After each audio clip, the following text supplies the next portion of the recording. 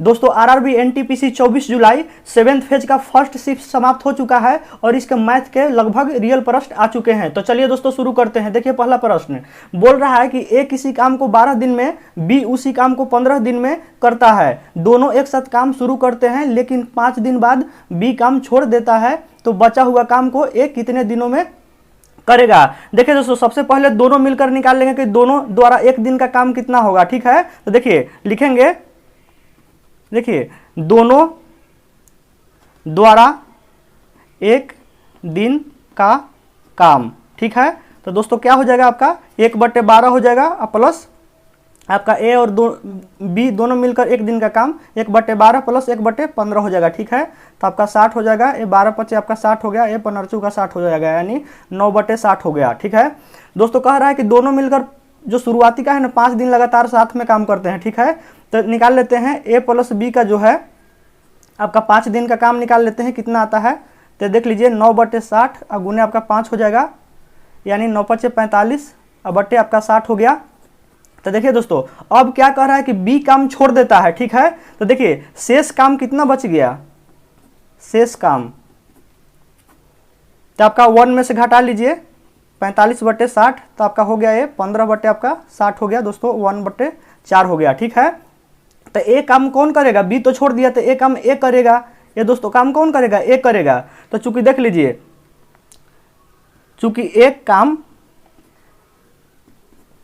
काम को एक ए जो है वो 12 दिन में करता है। ठीक है, तो इसलिए 1/4 भाग काम को कितना देर में करेगा दोस्तों, ये समझाने के लिए दोस्तों थोड़ा लॉन्ग प्रोसेस का यूज कर रहे हैं। तो 1/4 भाग काम कितना करेगा, 12/4 हो जाएगा ये। ठीक है, यानी 4×12 3 दिन में दोस्तों शेष काम को पूरा कर देगा। ठीक है, क्योंकि ये दोस्तों ये पूछ रहा है लास्ट में कि बचा हुआ काम को ये कितने दिनों में करता है, तो दोस्तों बचा हुआ काम को ये 3 दिनों में पूरा करेगा आपका ए। ठीक है, चलिए अगला क्वेश्चन देखते हैं दोस्तों। देखिए अगला क्वेश्चन आया था कि 2/5 जो है कितना प्रतिशत है। दोस्तों समझिए ये थोड़ा कंफ्यूज टाइप का आपको लग रहा होगा, लेकिन क्लियर करते हैं। देखिए जिस प्रकार 2/100 को कितना लिख सकते हैं, 2% लिख सकते हैं दोस्तों, क्योंकि इसको हटाएंगे प्रतिशत तो 2/100 ही लिखेंगे ना आप।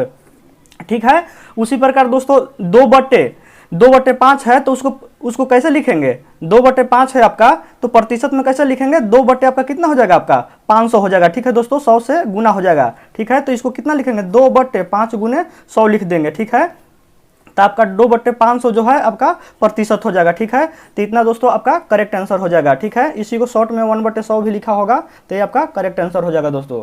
चलिए दोस्तों अगला क्वेश्चन देखते हैं।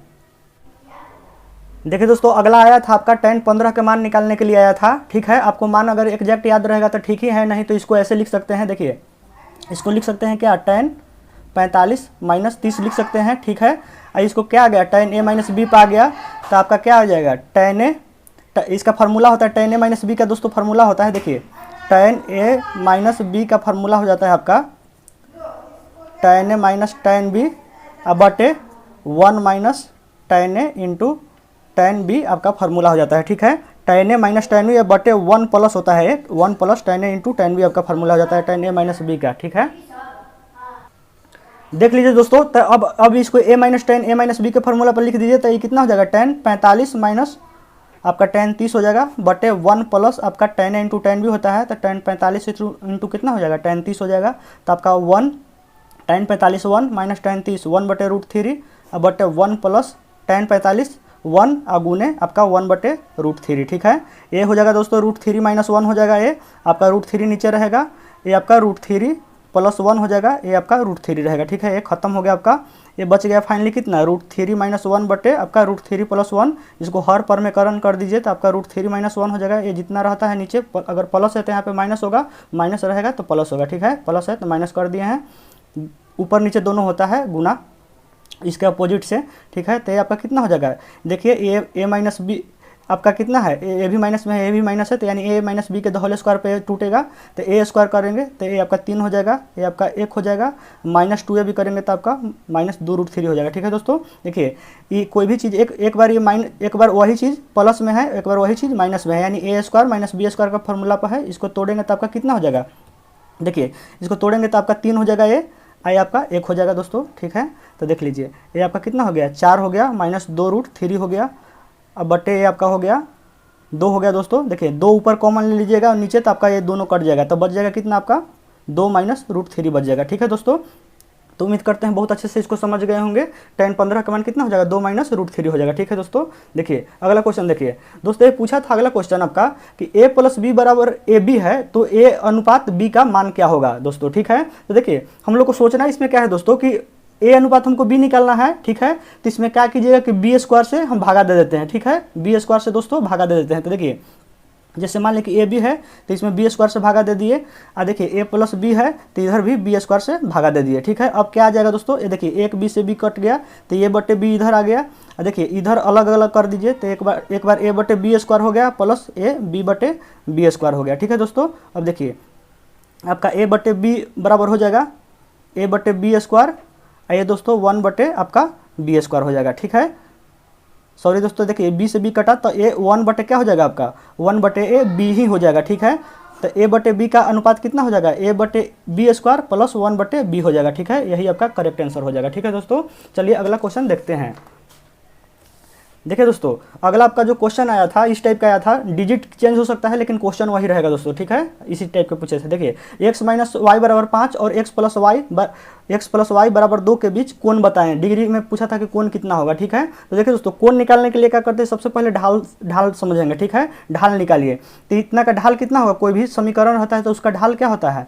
देखिए दोस्तों ढाल को जैसे मान लें कि पहल का समीकरण है तो इसको m1 ढाल को m से डिनोट करते हैं, तो पहला को m1 से डिनोट करते हैं। तो देखिए ढाल बराबर आपका होता है क्या माइनस ए बाई बी होता है। ठीक है, माइनस ए बाई बी। तो देखिए इसमें अगर चलेंगे इस इक्वेशन में तो आपका कितना हो जाएगा माइनस 1 हो जाएगा, इसका कोफिशिएंट लेते हैं इसका भी कोफिशिएंट लेते हैं, तो b आपका कितना लिखेंगे आपका ए भी माइनस 1 होगा तो ये कट गया आपका -1 हो जाएगा। ठीक है दोस्तों, अगर ए डिजिट रहेगा तो ए ऐसे ही होगा। देखिए ढाल m2 बराबर क्या हो जाएगा आपका, यानी इस समीकरण में देख लीजिए ढाल बराबर क्या होता है माइनस ए बाई आपका बी होता है, तो -1 हो जाएगा इसमें। और देखिए दोस्तों अब बी कितना हो जाएगा आपका बी भी आपका हो जाएगा। देखिए दोस्तों ये यहाँ से गलती लिख रहा है, माइनस माइनस कट जाएगा तो ए +1 हो जाएगा ना। देखिए ए +1 आपका होगा, और देखिए ए आपका माइनस ए बाई बी होगा तो आपका -1 बाई बी का मान कितना हुआ 1 हुआ तो आपका -1 हो जाएगा। ठीक है, तो देख लीजिए m1 आपका आ गया +1 और m2 आ गया कितना -1 आ गया। तो दोस्तों देखिए एक चीज़ और बेसिक चीज़ बताते हैं, देखिए अगर दोनों ढालों का गुणनफल, ठीक है दोनों ढालों का गुणनफल अगर माइनस आ जाए, ठीक है तो यानी दोनों जो रेखाएं हैं दोस्तों ये लंबवत होगा। ठीक है, ये आपका थ्योरी कहता है। ठीक है, कि अगर दोनों ढालों का गुणनफल -1 होगा तो ये लंबवत होगा। तो दोस्तों अगर इस टाइप का क्वेश्चन आया होगा तो इसका करेक्ट जो आंसर होगा वो थीटा का मान आपका कितना हो जाएगा 90 डिग्री हो जाएगा दोस्तों। ठीक है, आपका 90 डिग्री हो जाएगा। ठीक है, देखिए अगर दोस्तों दोनों ढाल अगर बराबर आ जाता, दोनों अगर ढाल दोस्तों बराबर होता है ना, अगर जैसे मान लें कि m1 बराबर m2 आ जाता, ठीक है तो ये दोनों रेखा क्या होता है समानांतर होता है। ठीक है, अगर ढाल गुणनफल -1 हो रहा है तो लंबवत हो जाएगा, तो थीटा का मान आपका 90 डिग्री हो जाएगा। देखिए अब अगर ढाल दोनों बराबर आ जाता तो ये पैरेलल हो जाता। ठीक है, अब यहाँ पे 0 डिग्री का कोण बनेगा। ठीक है, कोई कोण नहीं बनेगा। ठीक है, पैरेलल होगा। और दोस्तों अगर आप बोलेंगे कि अब थीटा हो गया, अब मान लीजिए अगर कोई दूसरा आता है तो कैसे हम थीटा निकालेंगे, तो दोस्तों यहाँ से आपका tan थीटा बराबर इसमें फार्मूला ही होता है। देखिए कोई लाइन काटेगा ना तो इसके बीच का जो थीटा होगा आपका उसके बराबर फार्मूला होता है। जैसे मान लीजिए कि इसका ढाल m1 है इसका m2 है, तो tan थीटा बराबर आपका फार्मूला ही होता है m1 माइनस m2 बटे 1 प्लस m1 इंटू m2 होता है। ठीक है, और दोस्तों अब इस फार्मूला पर निकाल के देख लीजिएगा, ए +1 और -1 रख के देखेंगे ना तो फिर भी यहाँ से कितना आएगा आपका 90 डिग्री ही आएगा इस अनुसार। अगर ये क्वेश्चन रहेगा दोस्तों तो आपका 90 डिग्री आंसर होगा। उम्मीद करते हैं दोस्तों इसको बहुत अच्छे से आप लोग समझ गए होंगे। चलिए अगला क्वेश्चन देखते हैं। देखिए दोस्तों अगला है क्वेश्चन पूछ रहा है कि देखिए 1 से 50 तक आया था दोस्तों, इसका औसत निकालने के लिए बोल रहा था। ठीक है, तो क्या करेंगे, देखिए औसत निकालने के लिए पूछ रहा है तो एसएन बराबर आपका एक फार्मूला होता है, एपीजीपी में आप लोग पढ़े होंगे। अगर फर्स्ट और लास्ट टर्म अगर मालूम हो तो इसका फार्मूला हो जाता है जोड़ का n/2 इंटू ए प्लस एल होता है। ठीक है, डायरेक्ट हो जाता है। ठीक है, अगर फर्स्ट और लास्ट टर्म मालूम हो तो, नहीं तो हम लोग बेसिक इससे निकालते हैं। एसएन बराबर हो जाता है n/2 2a प्लस n-1 और इंटू डी से निकालते हैं। ठीक है, लेकिन फर्स्ट और लास्ट टर्म मालूम है इसलिए हम इस फार्मूला से आसानी से निकाल लेंगे। ठीक है, देखिए यहाँ से n आपका 50 आ गया, n का मान 50 है ना दोस्तों, 50 तक जा रहा है तो 50 गो n का मान हुआ। ठीक है, क्योंकि 1 2 3 4 50 गो है। ठीक है, तो 50 हो गया और a प्लस एल, तो ये कितना हो गया आपका 1 हो गया, और प्लस लास्ट टर्म कितना है आपका 50 है। ठीक है, तो देख लीजिए आपका हो गया 50 गुने आपका 51 और बटे 2 हो गया, तो काट दीजिए 25 दूनी 50 हो गया आपका, यानी कितना आ गया है 25 गुने आपका 51 आ गया। ठीक है दोस्तों, अब देखिए 25 गुने 51 आ गया, लेकिन हमको औसत निकालने के लिए पूछ रहा है ना, तो औसत बराबर क्या होता है, कुल योग बटे कुल संख्या ना होता है। तो कुल योग कितना आ गया हमको, 25 गुने 51 आ गया। अब बटे कुल संख्या कई गो है, 50 गो है, तो 50 से हम डिवाइड ना करेंगे तो ये कितना हो गया, 25 दूनी आपका 50 हो गया। अब ए आ गया 51 बटे 2 आ गया, तो दोस्तों ये यहाँ से आपका आ गया 25.5 आ गया दोस्तों, ठीक है, 25.5 आ गया यहाँ से, ठीक है। तो आपका औसत इतना हो जाएगा, ठीक है। चलिए दोस्तों अगला क्वेश्चन देखते हैं। देखिए अगला क्वेश्चन कौन आया था आपका आज।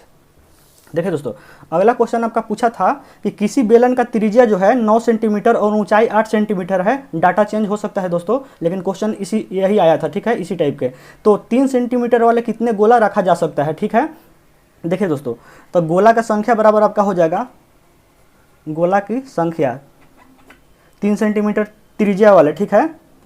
देखिए दोस्तों यहाँ पे त्रिज्या छूट गया है, 3 सेंटीमीटर त्रिज्या वाले कितने गोले रखा जा सकता है, वो पूछा हुआ था क्वेश्चन में। तो गोलों की संख्या बराबर क्या हो जाएगा, इसका बेलन का आयतन में इसके आयतन से भाग दे दीजिए, तो क्या होता है आपका बेलन का आयतन हो जाता है आपका πr² हो जाता है, और इसका आयतन हो जाता है आपका गोला का 4/3 πr³ हो जाता है, ठीक है। देखिए दोस्तों ये पाई से पाई खत्म हो गया। अब मान रख दीजिए, देखिए r² है, तो r आपका दिया हो कितना 9 गुने 9 हो गया, h आपका 8 हो गया, ये आपका 4/3 हो गया दोस्तों।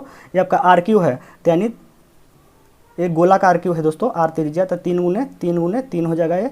देखिए आपका 3 तियारी 9, एक खत्म हो गया, ये 3 से ये 3 खत्म हो गया, 3 तियारी 9 हो गया। अब देखिए ये दोस्तों कितना हो गया आपका 8 तियारी 24 हो जाएगा, ठीक है। आइए दोस्तों देखिए ये 3 जो है ये ऊपर जाएगा, तो 3 हो गया आपका, 4 नीचे रहेगा, तो ये कितना होगा 4 छक 24 हो जाएगा, और 6 18 हो जाएगा दोस्तों, ठीक है। यानी कितना गोला रखा जा सकता है, 18 को गोला रखा जा सकता है दोस्तों, ठीक है।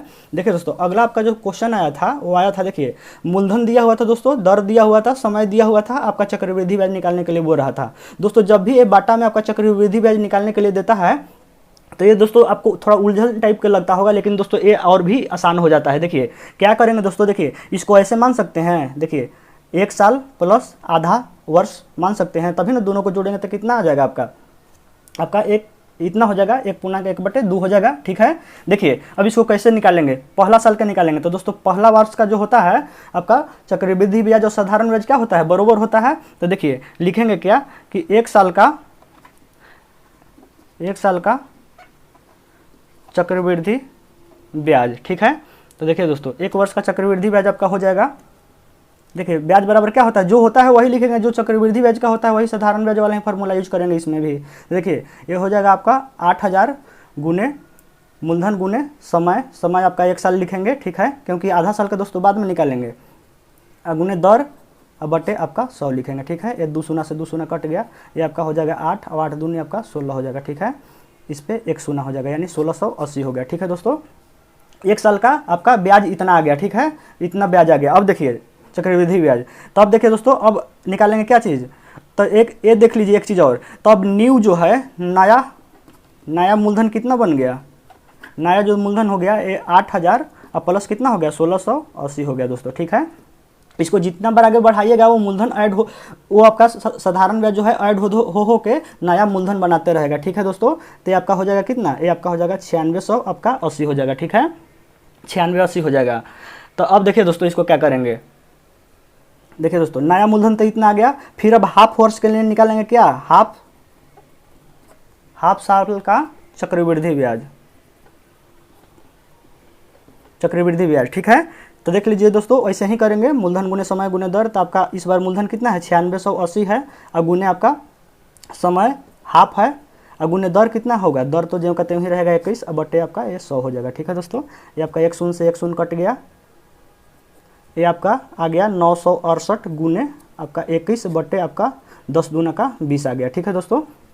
इसको अगर दोस्तों काटेंगे आपका, तो ये दोस्तों आपका हो जाएगा, देखिए ये आप काटेंगे तो इतना हो जाएगा दोस्तों 1016.4 हो जाएगा दोस्तों, ये इतना आ जाएगा।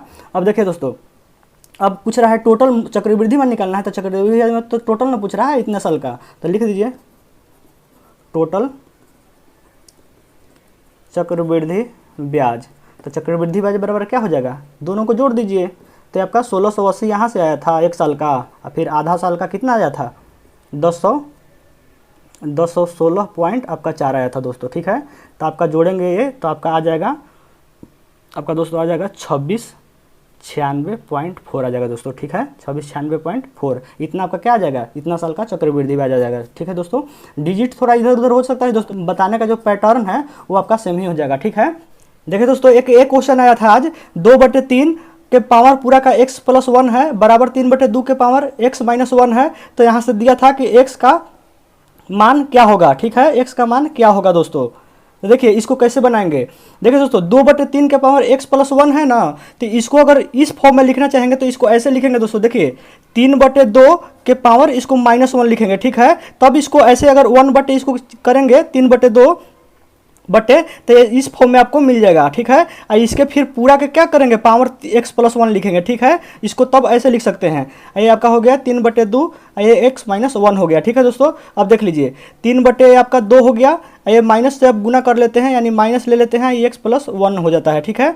बराबर आपका कितना हो जाएगा, 3/2 ये x - 1 हो जाएगा, ठीक है। अब आधार तो सेम ही है दोस्तों, पावर को बराबर कर दीजिए, तो आपका कितना हो जाएगा, -x और -1 बराबर x - 1 हो जाएगा, ठीक है। ये इधर जाएगा आपका x, तो आपका हो जाएगा ये 2x दोस्तों, आपका हो जाएगा ये इधर आएगा आपका, तो ये 0 हो जाएगा, ठीक है।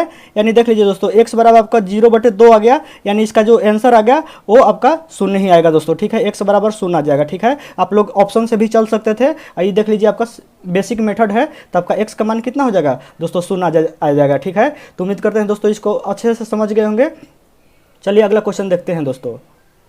अगला क्वेश्चन देखिए दोस्तों, बोल रहा है कि 1 से 200 के बीच ऐसी कितनी संख्या है जो 3 से तो विभाजित होती है लेकिन 7 से विभाजित नहीं होती है, ठीक है दोस्तों।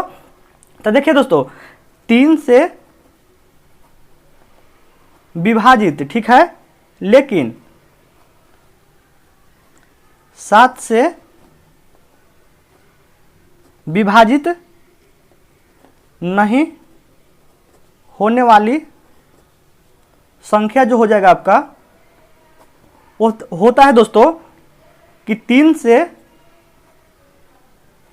विभाजित होने वाला संख्या और माइनस हो जाता है, दोनों का गुना हो जाता है दोस्तों, 7 यानी 21 से विभाजित होने वाला संख्या, ठीक है।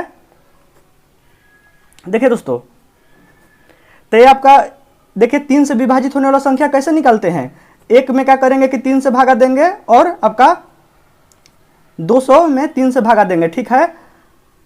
और देख लीजिए इधर आपका निकालते हैं 21 से विभाजित होने वाला, कैसे निकालेंगे, एक में आपका 21 से भागा देंगे, घटाएंगे 200 में आपका 21 से भागा देंगे, ठीक है।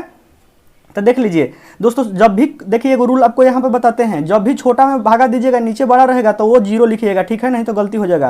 ये आपको भागा देंगे तो 3 × 18 और आपका 3 × 18, इससे जस्ट कम बार में ही लगाना है, ठीक है।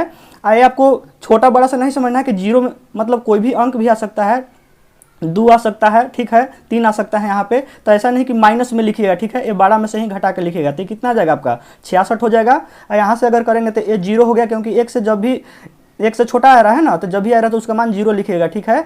देखिए 21 से भाग देंगे इसमें तो आपका ये 89 से 200 से जस्ट कम लगाना है, यानी 9 आ गया दोस्तों। तो 9 में से 0 घटाएंगे यानी 9 हो गया, ठीक है। तो देखिए 21 से विभाजित होने वाला संख्या 9 गो हो गया और 3 से विभाजित होने वाला संख्या जो है आपका वो आपका 66 गो हो गया, ठीक है। तो देख लीजिए दोस्तों 3 से विभाजित लेकिन 7 से विभाजित नहीं होने वाला संख्या, दोनों का अंतर होता है, तो संख्या बराबर आपका क्या हो जाएगा,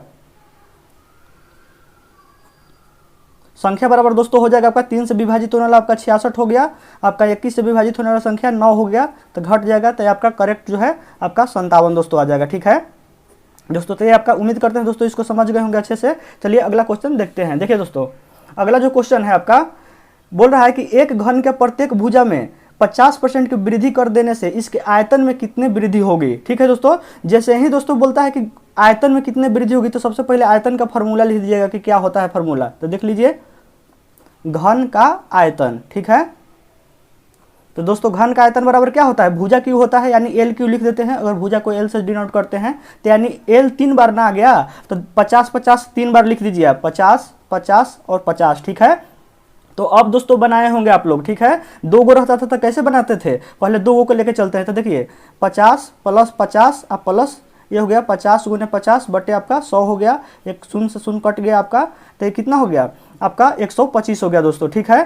देखिए अब 2 से तो कैलकुलेशन आ गया 125। अब क्या करेंगे 125 और इससे चल देंगे और ना 50 बच रहा है, क्योंकि दोस्तों एल क्यू है 3 वो है तो 3 वो लिए हैं, ठीक है। अब देखिए 125 प्लस 50 अब प्लस 125 गुने 50 अब बटे आपका 100 लिखेंगे, ठीक है दोस्तों। अब देखिए ये 50 दूना का 100 हो जाएगा, ये 2 से काटेंगे आपका तो आपका दोस्तों आ जाएगा 62.5 आ जाएगा, ठीक है। आइए इधर हो गया आपका 175 प्लस आपका हो जाएगा 62.5 हो जाएगा, ठीक है। इसको दोनों को जोड़ेंगे दोस्तों तो आपका 237 आ जाएगा। ये 5 2 7 हो गया आपका, 6 6 12 13 आपका 2 हो गया, ठीक है। 237 पॉइंट आपका 5 हो जाएगा, ठीक है दोस्तों। इतना परसेंट आपका आंसर हो जाएगा, ठीक है। किसी घन के प्रत्येक भुजा में 50% की वृद्धि करेंगे ना तो उसका आयतन में 237.5% की वृद्धि हो जाएगा, ठीक है। उम्मीद करते हैं दोस्तों इसको अच्छे से समझ गए होंगे। चलिए अगला क्वेश्चन देखते हैं। देखिए दोस्तों अगला बोल रहा है, अगला भी बहुत अच्छा क्वेश्चन है। देखिए बोल रहा है दोस्तों कि निम्नलिखित में से कौन किसी समबाहुभुज का आंतरिक कोण नहीं हो सकता है, ठीक है। तो दोस्तों समबाहुभुज का आंतरिक कोण बराबर क्या होता है आपका, देखिए समबाहुभुज का आंतरिक कोण, ठीक है। तो इसका फॉर्मूला क्या हो जाता है दोस्तों आपका n-2 बटे n गुने क्या हो जाता है आपका 180 हो जाता है, ठीक है। तो देखिए दोस्तों देखिए जिस से भी अगर भुजा n आ जाता है, n का मान आ जाता है, अगर मान लेके 3 आ गया 4 आ गया, मतलब बाटा इस सब में नहीं आएगा, क्योंकि दोस्तों भुजा बाटा में नहीं ना आएगा कभी, ठीक है। तो जिससे क्लियर आ जाएगा वो होगा, और जिससे अगर क्लियर n का मान नहीं आएगा वो नहीं होगा। तो चेक करते हैं, देखिए पहले 160 मान रखते हैं, आंतरिक कोण मान लेके पहले का 160 रखते हैं, ठीक है, क्योंकि सारा आंतरिक कोण ही दिया हुआ है ना। तो 160 बराबर लिखते हैं n-2 बटे n गुने आपका 180 हो गया। तो दोस्तों 1 0 से 1 0 कट गया, ये आपका 16n बराबर कितना हो गया, ये आपका 18n माइनस ये 36 हो गया। इसको इधर लाइए, इसको इधर लाइए, तो ये कितना हो जाएगा 2n बराबर आपका 36 हो गया, और यहाँ से कितना आ गया n बराबर आपका 18 हो गया, ठीक है। तो ये तो दोस्तों क्लियर आया है। तो ये आपका भुजा हो सकता है, ठीक है, ये समबाहुभुज का भुजा हो सकता है, जबकि हमको निकालना है कि कौन भुजा नहीं हो सकता है। अब 110 को चेक करते हैं। तो देखिए 110 बराबर क्या लिखेंगे n-2 बटे n गुने आपका 180 हो जाएगा। एक शून्य से एक शून्य कटेगा दोस्तों, आपका 11n बराबर क्या आ गया 18n माइनस आपका 18 दूनी 36 हो गया, ठीक है। अब देखिए दोस्तों इसको इधर लेके जाएंगे तो आपका कितना आ गया, ये आपका 7n बराबर आपका 36 आ गया, ठीक है।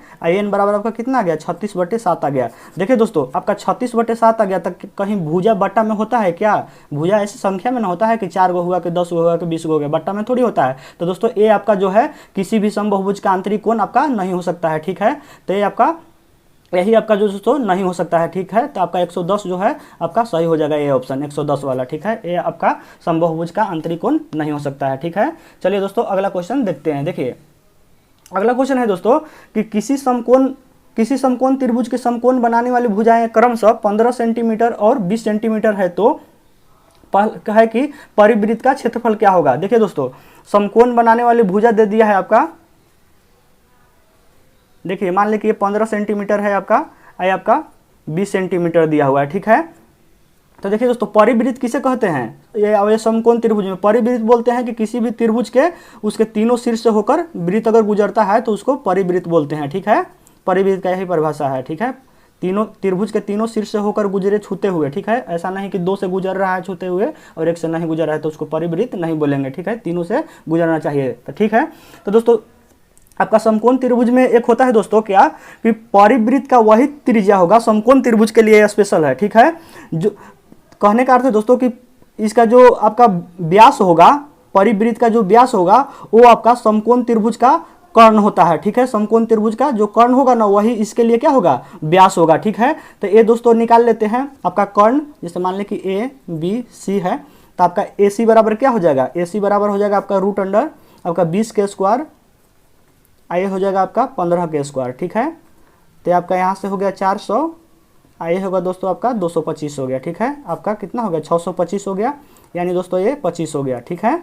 आपका AC का मान कितना आ गया 25 आ गया। तो हम क्या बताए हैं कि आपका परिवृत्त का जो व्यास होगा वो क्या होगा समकोण त्रिभुज का कर्ण होगा, ठीक है। तो देख लीजिए दोस्तों आपका कर्ण जब आ गया आपका AC बराबर 25, तो आपका इसका रेडियस कितना होगा, यानी व्यास इसका आ गया है 25, ठीक है। सर्कल का, तो रेडियस हो जाएगा r बराबर 25/2 हो जाएगा, क्योंकि हम क्या बोल रहे हैं कि किसी भी समकोण त्रिभुज में अगर परिवृत्त बनेगा ना, तो उसका जो समकोण त्रिभुज का कर्ण होता है वही आपका क्या होता है, वृत्त के लिए व्यास हो जाता है। ठीक है, तो वृत्त का जब व्यास हमको मालूम है तो r निकाल लीजिए, 25/2 हो जाएगा। ठीक है, अब 25/2 हो गया तो निकाल लीजिए अब परिवृत्त का क्षेत्रफल आसानी से।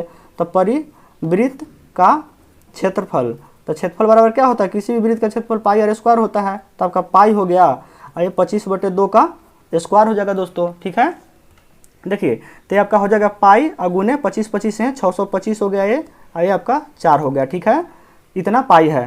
तो देखिए 4 से भागा दीजिएगा दोस्तों अगर इसमें, तो ये आपका हो जाएगा, देखिए 1 हो गया, फिर 2 बचा तो 4 बचे आपका 20 हो गया, ये आपका 25 हो गया, तो 4 छक 24 हो जाएगा, यानी 156.1 आपका 4 हो जाएगा दोस्तों। इतना क्या हो जाएगा, पाई सेंटीमीटर स्क्वायर हो जाएगा, क्योंकि क्षेत्रफल है सेंटीमीटर स्क्वायर हो जाएगा। ठीक है दोस्तों, तो 156.1/4 पाई सेंटीमीटर स्क्वायर हो जाएगा। ठीक है, तो आज के लिए बस इतना ही दोस्तों। आप लोग वीडियो देखकर जरूर बताइएगा कि आप लोग को वीडियो कैसा लगा। अगर दोस्तों वीडियो अच्छा लगा हो तो लाइक, कमेंट और सब्सक्राइब जरूर कर दीजिएगा दोस्तों। आपका एक सब्सक्राइब मुझे काफ़ी मोटिवेट करता है, इसलिए वीडियो को आप लोग जरूर सब्सक्राइब कीजिएगा। और दोस्तों वीडियो देखने के लिए आप लोगों को बहुत बहुत धन्यवाद दोस्तों।